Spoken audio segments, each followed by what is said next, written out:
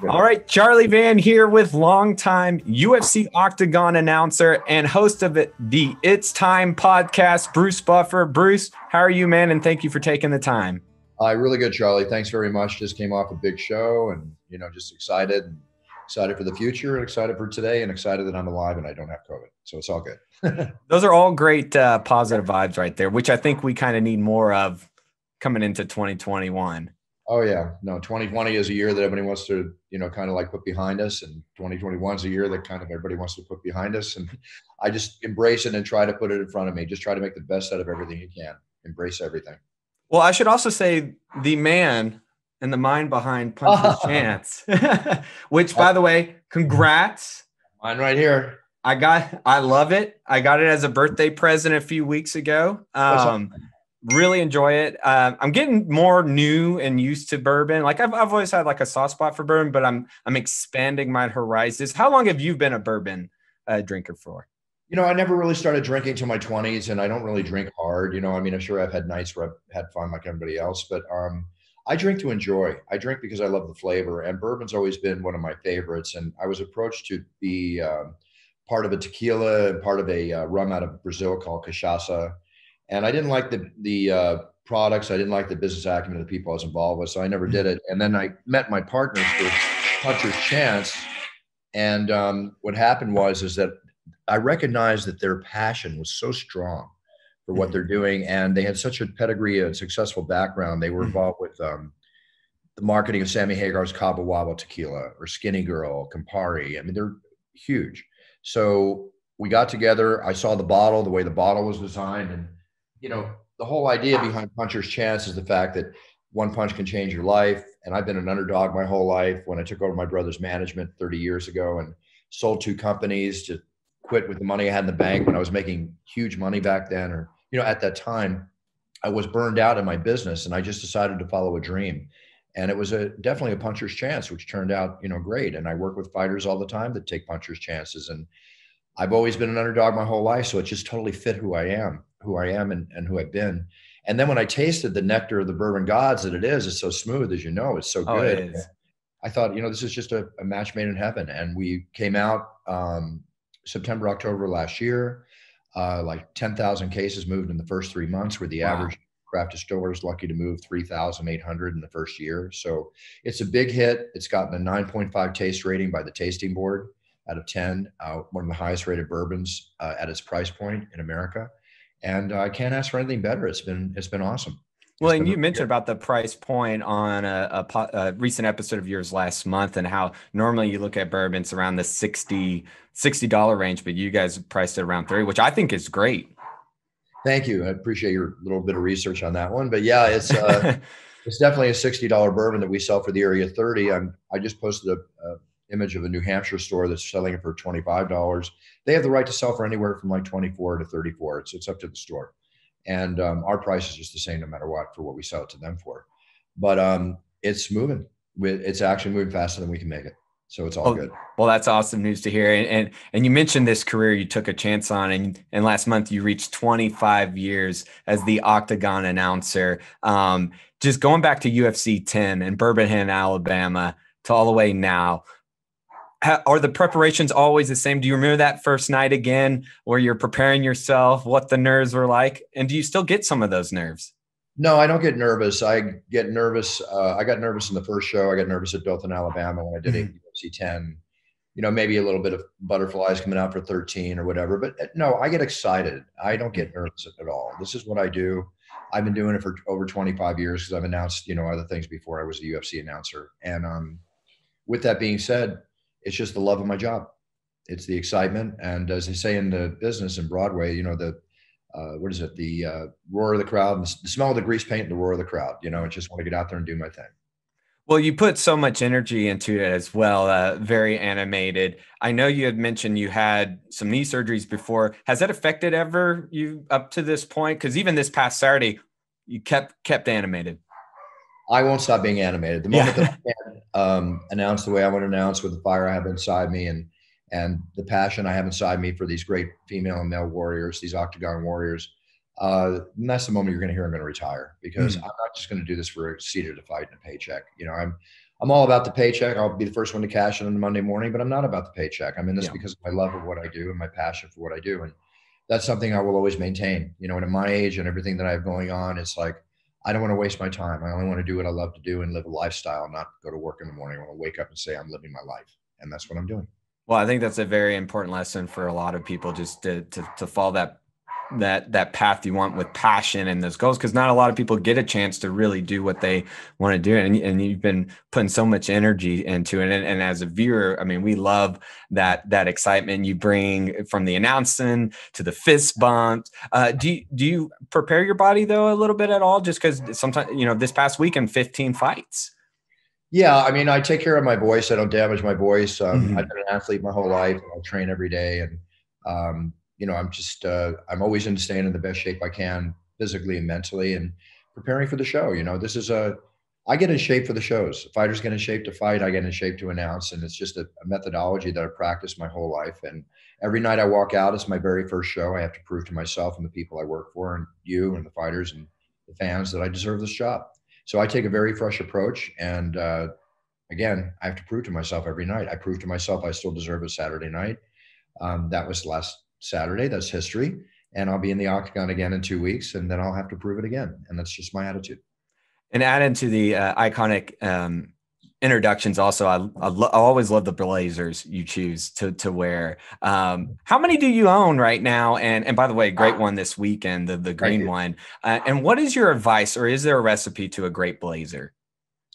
You know, I basically always tell everybody, handle yourself with class, dress with class. Mhm. I chose to uh, associate myself with some fine tailors. My current exclusive tailor for 4 years now is My King and Bay out of Toronto, Canada. They're absolutely amazing. The jackets they make with the raw jacquard silk, sometimes, most of the time, only can make one jacket at a time because they can't get a lot of Mhm. material. And I keep them all. And to answer your question, I probably have 60 or more. Wow. I don't know exactly. You know, I go up into my walk-in and goes to the rear of the rack and makes his way forward, and maybe I'll Is wear is it twice. kind of like that Michael Keaton Batman Returns where he goes in, he's picking out the suit? Basically, it goes to the back, works his way front, goes to the back, works his way front. Or if a specific show, I'll say that's the one that's for the show. If Yeah. I'm not putting out on a new one, I'll have a new one for every pay-per-view this year, which will have the same Mhm. lining celebrating the 25th anniversary inside. And that was the second one that I broke out this year, and I'll break out another one in a few weeks. And um, you know, they call me a fashionista, and I'm not a fashionista. I love wearing fine clothes. But in answer to your question, you want to get fitted properly. You don't want to Mhm. look sloppy. You want to make sure that you can move. I mean, I want to be able to throw punches and kicks in any outfit I'm in, right? I've Yeah. always been that way before I even announce. I always want to be ready for the fight. It's just my Yeah. life. It's the way I've been my whole life.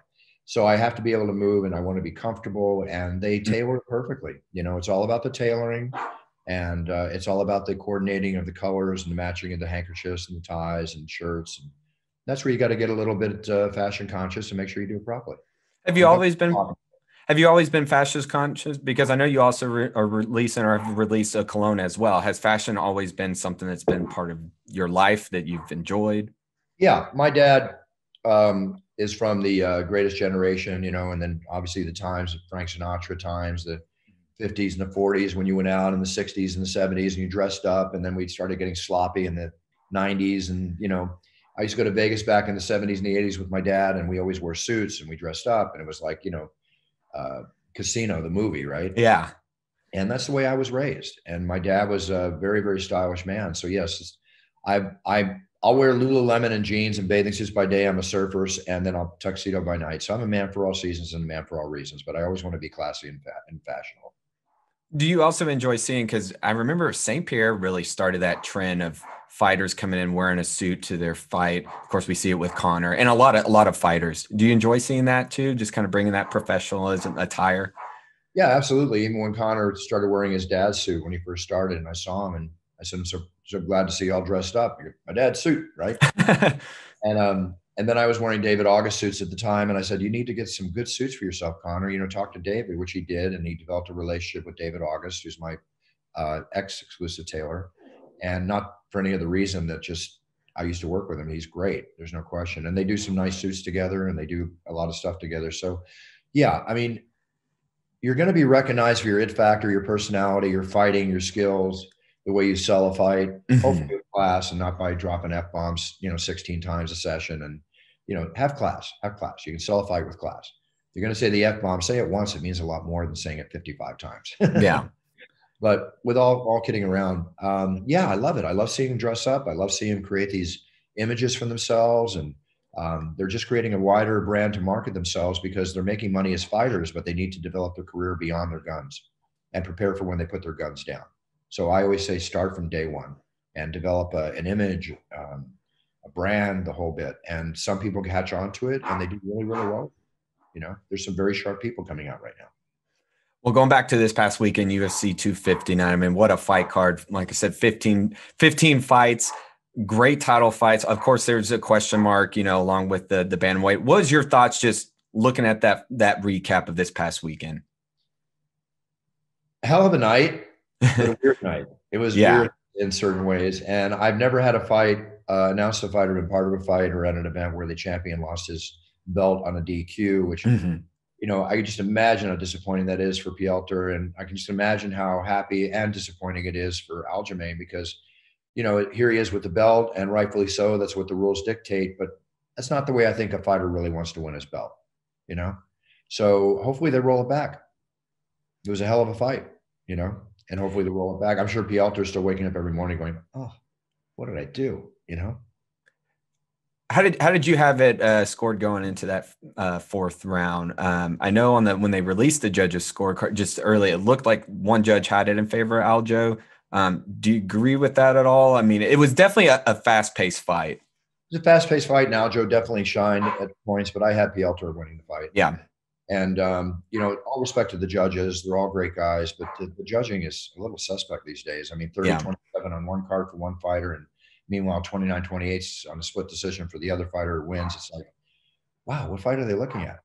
But my job is I'm the messenger, right? Yeah. Dana certainly was very outspoken about it. And as Dana's always outspoken about what he feels, and rightfully so. But I'm the messenger. I'm not the one to publicly make those claims. I do my job and they do their job, and I'm surprised by the job that I see done sometimes. Well, I definitely hope that they do run it back pretty soon. I just love the scrap that we saw from the very beginning. Aljo did have that kind of more skittish, which he's normally more composed. I mean, that's probably, I'm sure, just the moment, but I mean, he kept in it from start to finish. So I'm excited to see what adjustments they made. And of course, Amanda Nunez, the GOAT. I mean, what is left, I guess, for 145 for her? I know this talks about Juliana Pena possibly being the next opponent at 135. What do you see for Amanda Nunez? Well, I mean, Juliana is definitely, she was on my podcast, which you can all check out on YouTube, and just go to my site, brucebuffer.com. But it's basically wherever you listen and watch podcasts, you can watch this time podcast. But I had Juliana on, and she really makes a big debate for her to be fighting Amanda Nunez. And I think I heard a comment by Dana that looks like that could be the fight. So if that's the fight, that's the fight. Amanda Nunez right now, she's pretty much gone through everybody. So what she is working for now is pride, maintaining the belt, and really nice paychecks. And then the main event, another great one, Jan versus Izzy. And this is I kind of had a feeling that it was going to play out the way it did in that pace, because I mean, Izzy is obviously, we know, very technical, but I knew it was going to be, I felt like it would be a little tit for tat. Did you see it that way at all? Or did you think it would possibly end early? Are you surprised by any of the outcome of that fight? No, not that I thought Izzy was going to lose, because Izzy's got an amazing ability. Yeah. What was surprising, if there was anything surprising, is just, no, I didn't find anything surprising. It was a battle between two warriors. One of them was going to win. Obviously, the smaller man, if you want to call Izzy small, because he's a good sized man, but, he's up against a beast in, Bohovic. So I wasn't saying that Jan was going to win. It's just that I wasn't surprised. I saw a good fight, technical fight. Shine too. Izzy wasn't particularly, I think, fully happy with his performance. But you know what? Like he said, dare to be great. Okay. He went in there, he did it. We're sitting here talking. We're not in there training and facing off against somebody in the octagon like he did. So I don't think anybody's the right to criticize him. You should just praise him and say, even in defeat, listen, you're great. You went in, you did it. You took a shot. You took a puncher's chance. I was going to do the same thing. Exactly. It's a good little pro. Yeah, no, it was. I love the matchup, and I love the pace both guys were putting on, and you just never know. And what a great story about Jan. Started off 2-4 in the octagon, turn it around. Now is the UFC light heavyweight champion, and sky's the limit for him. Sky's the limit. It's amazing turnaround. It's almost like Dustin Poirier, who the improvement he's become a fighter, and the last 2 years better than ever, being in the game as long as he's had. And it's part of the pleasure. You know, we're involved in the greatest entertaining fighting promotion in the world called the UFC, and we're constantly entertained with new faces coming up, champions, great fights. Every time I think I've seen the greatest fight, another great fight happens 2 weeks later. I mean, it's nonstop, incredible entertainment. You know, it's just a rocket ship going uphill that won't stop. And I got a first-class seat, and I'm happy to be on it, you know. And coming up around the corner, we got a big heavyweight title fight. I'm sure you're so pumped to get to announce that one. Stipe Miocic versus Francis Ngannou 2. Thoughts on that? Anybody can win. Yeah. Anybody can win. Whoever you're talking heavyweights, anybody can win. This is not a dominant situation. I mean, Stipe, of course, we're going to give him the edge. You know, when you look at the heavyweight division, probably, again, one of the greatest heavyweights ever in the UFC, without question, if not the greatest, considering what he's done. That, you know, again, we all search for those titles. But Ngannou is a beast, and Ngannou shines and comes in being 100% Francis Ngannou. Stipe's got his hands full. Stipe comes in, we already know Francis got his hands full. So let's just look forward to the National Geographic elks coming together, smashing heads, and we'll see what happens. And that co-main event, Volkanovsky versus Ortega. I love that matchup. I'm very intrigued by the stylistic approach. Thoughts and equally excited? Equally excited. Again, may the best man win. Two highest fighters. I mean, Brian's a friend and a great guy, but he's also a great fighter. And, you know, after coming off his last loss and stuff, I'm sure his heart is much more into this than ever. He's a very tough kid, very highly skilled kid, and may the best man win. We'll see, but he's against a beast. Everybody's a beast at this point. Oh, yeah. It's just a great time to be an MMA fan and just sit back and watch. Because, I mean, you know, you were there for the comeback of the UFC during the pandemic. You know, there was question marks. What was going to happen? So the fact that we're here March 2021 and we're getting these great fights is so awesome. Yep. Again, the beauty of the UFC. Thank you, Dana White. Thank you for everything you do and the powers that be and everybody you work with, because they're just giving us all we want. Well, finally, Bruce, I know you're a film buff, because I also see the Dr. No poster right behind you. That's the original French Dr. No poster. That was the first James Bond. Wow. Yeah. Oh, wow. Well, I have to ask you, all-time favorite film and film this past year that you really enjoy, that you think you recommend people seeing? You know, it's funny. I got asked this question in an interview last week, and I brain farted. Well, here's a chance. Redemption. Yeah. So many great movies. I mean, I'll go back to the old movies. The Christmas movie, which I have a 7-foot original poster of, is It's a Wonderful Life, which is with James Stewart. That's one of my favorite movies of all the time. You want to talk about perfect 10 movies, you know, The Godfather, Scorsese's The Goodfellas. I mean, there's so many fine films out there. In the last year, you know, with the pandemic and everything, here's where I'm brain farting again. I'm sorry. I'm such a film buff. I should no. It could be a tough question, because especially if you watch a lot of movies, and I watch a ton of movies. And there's just so many good ones out there. You know, I'm brain farting again. I'll recommend one if you haven't seen it. I watched No Man Land last night. Really enjoyed that. I heard that's really good. That's my buddy. What's his name? Gerard Butler. And I have to watch that yet, but I've heard it. Joe Rogan was raving about it too. I hear it's really, really good. So I'm going to watch that too. I haven't seen that yet, but I understand it's fantastic. Also, Sound of Metal on Amazon, about the metal band drummer who's losing his hearing. That was really good. Oh, very cool. Very cool. Yeah, there's some.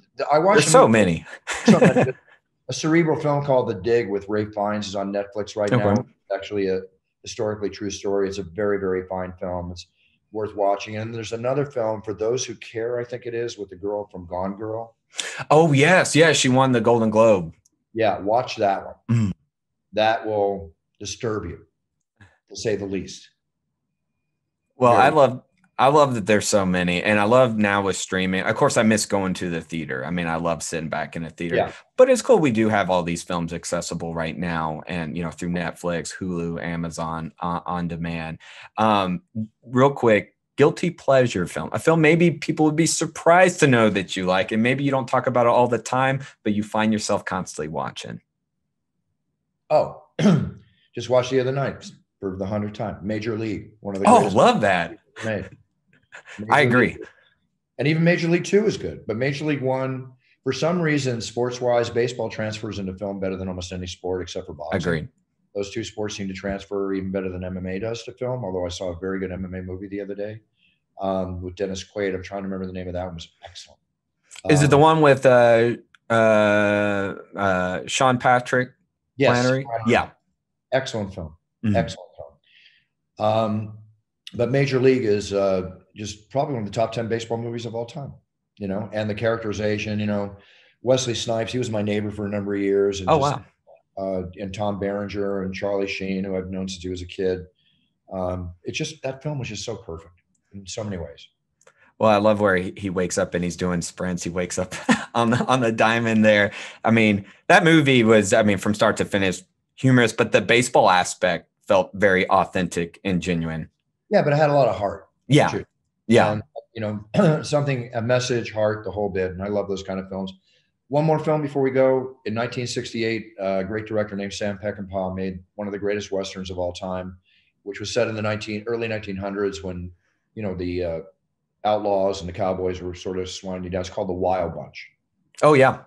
And that changed the way violence was depicted in film forever. But it's a story about not the nicest men in the world. They're definitely criminals, but it was a story about men and honor and the whole bit. And I can recite every line in that movie from beginning to end. I've seen it about 200 times. It's one of the greatest Westerns ever made. Well, my producer Bryant will enjoy that you love that film. He's a big fan of that movie and the whole Western genre. Oh yeah, I can go into the Westerns. I grew up in Westerns. Today's generation, they don't watch Westerns. It's just sad. It's sad because it's such a great period in history and a great tradition, the whole 9 yards. Well, thank you very much again, Bruce, for taking your time, and congrats one more time on 25 years with the UFC, also your podcast, and once again, Puncher's Chance. Thanks very much. I appreciate that. And for those out there, because we do the championship intros, introductions, birth of babies, weddings, the whole bit. I'm on Cameo. I do a ton of cameos, but brucebuffer.com, you can send in your requests. You can get your championship intros. We make them very affordable, and we donate the partial proceeds to charity, military, animal, and children charities. That's a big business for us. It keeps us very busy, but we're very happy to make everybody happy. We get these thank you notes that just bring tears to our eyes. It's incredible.